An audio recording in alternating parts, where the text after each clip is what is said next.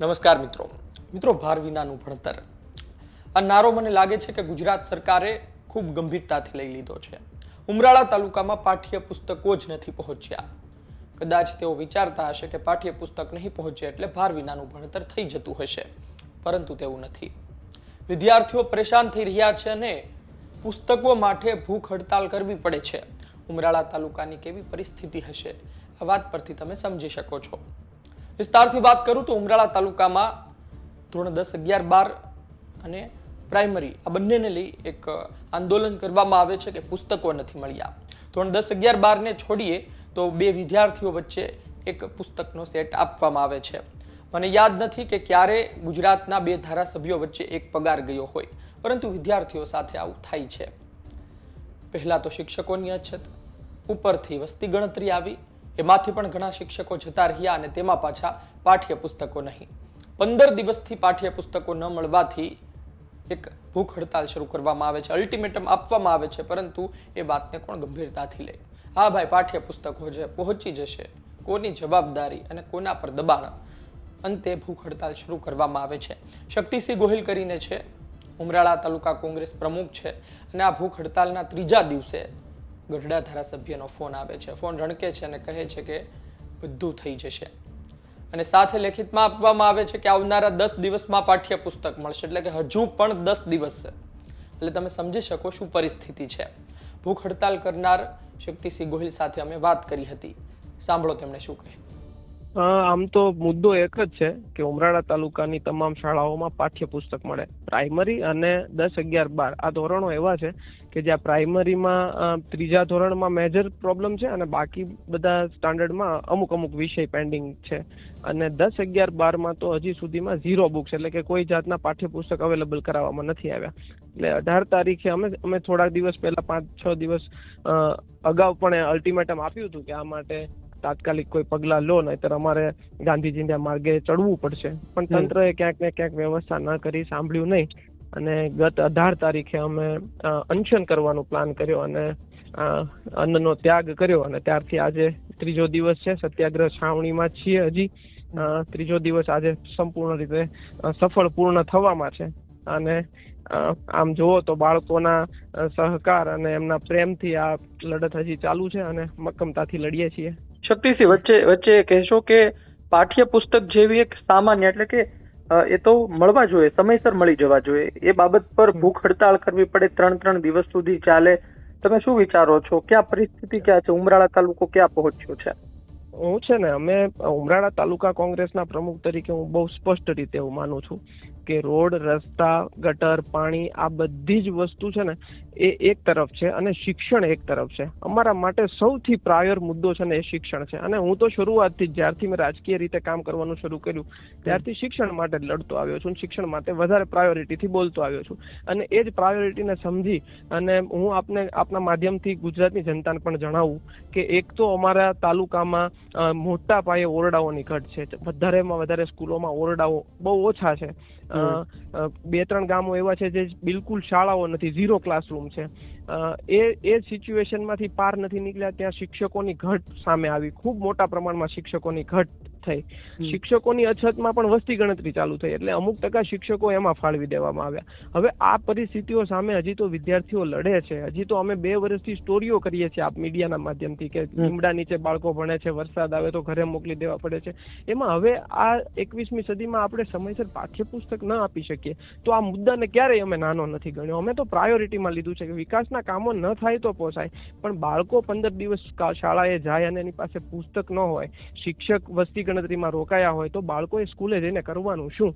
એટલે આ મુદ્દો જ્યાં સુધી એ લોકોએ પ્રાયોરિટીમાં ન લીધો, એટલે અમે નક્કી કર્યું કે ગાંધીએ અંગ્રેજો સામે જે લડત આપી હતી એ લડત અમે આપીએ અને એકવાર અન્નનો ત્યાગ કરીએ, ભલે જીવ જોખમમાં મુકાય, પણ આ મુદ્દો ખરેખર મહત્વનો છે એવું આ સરકારને કદાચ સમજાય તો. અત્યારે તબિયત તમારી કેવી છે?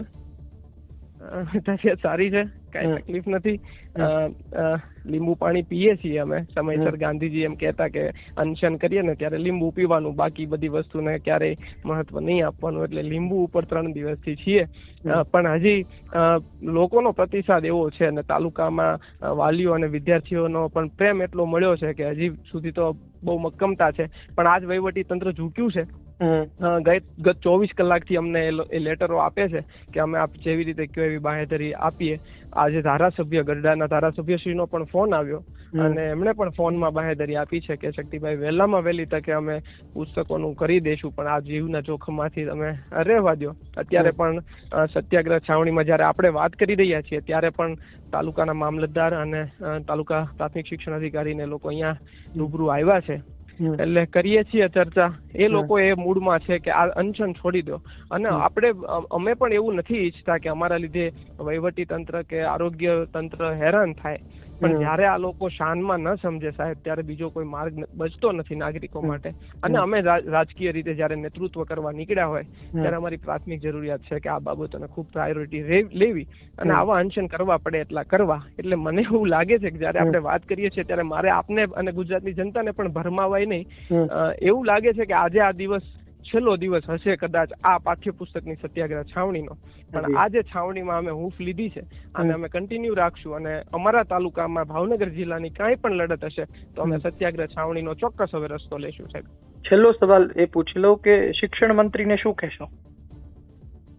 શિક્ષણ મંત્રીને મારે કંઈ કહેવું જ નથી, કારણ કે જે શિક્ષણ મંત્રી બન્યા છે જેમના ખંભે આવડા મોટા રાજ્યની જવાબદારી હોય અને એ શિક્ષણ મંત્રી 2 મહિનાના વેકેશન પછી પણ પાઠ્યપુસ્તકો ઉપલબ્ધ ન કરાવી શકે તો હું સમજુ છું શિક્ષણ મંત્રીએ શિક્ષણ ખાતું છોડી દેવું જોઈએ, જિલ્લા શિક્ષણ અધિકારીએ પોતાનું પદ છોડી દેવું જોઈએ, તાલુકા પ્રાથમિક શિક્ષણ અધિકારીએ પોતાનું પદ છોડી દેવું જોઈએ. અમે રાજકીય રીતે સાહેબ જયારે ચૂંટણી હારીએ ને કે પછી અમારું પક્ષ ચૂંટણી હારે ને ત્યારે અમે સૈદ્ધાંતિક રીતે રાજીનામું આપી દેતા હોય, કારણ કે એ આપણી ફરજનો ભાગ હોય છે. હાર જીત આપણા ઉપર નિર્ભર હોય છે. તો જયારે આવી રીતે બે લાપરવાહીથી કામ કરે અને આવી ગંભીર ભૂલો થાય અને પાઠ્યપુસ્તકો 15-20 દિવસ સુધી ન મળે, 15 દિવસ તો વીતી ગયા અભ્યાસક્રમ ચાલુ થયા, હજી 10 દિવસ સુધી મળવા વ્યવસ્થા કરાવે એમ છે, તો 25 દિવસ સુધી પાઠ્યપુસ્તક ન મળે ને તો ગુજરાત રાજ્યના શિક્ષણ મંત્રીએ, ભાવનગર જિલ્લા શિક્ષણ અધિકારીએ, પ્રાથમિક શિક્ષણ અધિકારીએ અને ઉમરાળા તાલુકાના પ્રાથમિક શિક્ષણ અધિકારીએ પણ પોતાનું પદ નૈતિક ફરજ માની અને છોડી દેવું જોઈએ સાહેબ, એવું સ્પષ્ટ માનું છું. જી શક્તિસિંહ, આપણે પણ એવું વિચારીએ કે ઝડપથી આપની ભૂખ હડતાળ પૂરી થાય, બાળકો સુધી પુસ્તકો પહોંચે અને સારું શિક્ષણ ઉમરાળા તાલુકાને મળે. અમારી સાથે એક વચ્ચે એક વાર રોકું આપને. હું ખાસ યુવાનોને કહેવા માંગુ છું, આપણે આ માર્ગ ભૂલી ગયા હતા. ગાંધીનો માર્ગ હતો ને જે અનશનનો સાહેબ, એ આપણે ભૂલી ગયા હતા. મને પણ ઘણા લોકો એવું કીધું હતું કે અન્નનો ત્યાગ કરવાથી આ બહેરી મૂંગી સરકાર નહીં સાંભળે, આના સામે લડત કરવી પડે. પણ આજ હું યુવાનોને કહેવા માંગુ છું કે આ લડત અમે ખાલી હજી 3 દિવસે પહોંચ્યા છીએ ને ત્યાં તંત્રના હાથ પગ પેટમાં સંકોરાવા લાગ્યા છે અને તંત્રના લોકો દોડતા થયા છે કે આ અનશન પૂરું થાય. એટલે આ માધ્યમથી સૌએ જાણવું જોઈએ, આપની ચેનલના માધ્યમથી, કે ગાંધી ચિંધ્યો માર્ગ એ ખરેખર ખૂબ પ્રબળ છે. આ માર્ગે સૌએ ચાલવું જોઈએ. જી શક્તિસિંહ, ખૂબ ખૂબ આભાર અમારી સાથે જોડાયા બદલ. ધન્યવાદ. Thank you.